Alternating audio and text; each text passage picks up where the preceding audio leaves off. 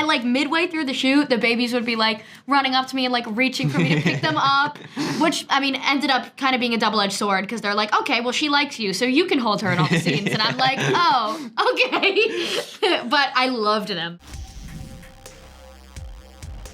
I had so much fun with the family plan. The cast chemistry, like the family chemistry is so palpable on screen. It really elevates the movie. Did you guys get to hang out with your on-screen parents off set? And how do you build that like lived in comfortable dynamic? We did. We, kind of before we started shooting, we did have a few days of rehearsals where we got to kind of meet each other for the first time, read through the script, and kind of just get comfortable with each other, and comfortable, being these characters with each other. And then we also had like a dinner all together.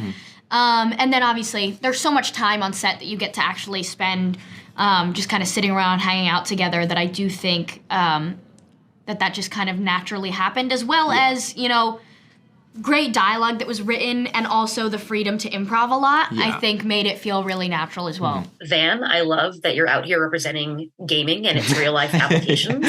How much of a gamer are you in life? And then when you're shooting those scenes with the keyboard, what's actually happening for you? Is there a game? Are you choreographing keystrokes, or are you just letting your heart lead? I am very much a gamer in real life. Me and Kyle play the same game. During the audition, I had no idea what game it was going to be, and then I found out it was going to be Valorant. I was like, I play that game. I know that game. So that was great. And then, when we're playing, on screen, what's happening in front of me is generally pre-recorded footage. But I'm doing my best. I'm pretending. I'm trying.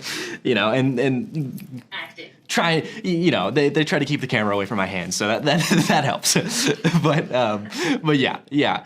The people would see. They'd know. They'd be like, know. They'd be like, he's not. He moved his mouse to the left an inch and it didn't move on the camera. Yeah. When Nina and Kyle find out like their life is actually a mystery wrapped in an enigma, I think the biggest mystery is what does Nina see in her college boyfriend? Can you speak and defend her and her emotional state at the start of the film? Frankly, I don't know. They did not give enough backstory for anyone to care about him or want her to be with him whatsoever, which is, of course, part of the plot and on purpose. I don't know. Nina clearly has something going on, because that is not the right thing to be doing. That is not the right person to be changing schools for. I don't know what she was doing. Clearly, maybe it was first love for her. You do get a little bit blinded by first love, so I think she probably was just a little bit silly and in love. We root for her second love to be better. Now, even though it is, a family affair, you guys are still in an action movie with Mark Wahlberg. I imagine you pick up a few skills through osmosis. What was that like? And what's like one of the coolest things that each of you either learned or witnessed on set? Again, like you said, he's someone that is so seasoned in the action genre. So not only getting to work with him in general, like as an actor, but also working with him in that genre is like the perfect situation, because he really does kind of, he dominates the action genre. He really does. And so it's really the first time I ever worked in just a fully fledged action film. So what a way to be introduced into it, with Mark Wahlberg playing your dad is one of the coolest things. It's all I could ever ask for. But he's super, super dedicated and really committed to his work. And so getting to be around that and feed off of that was really cool.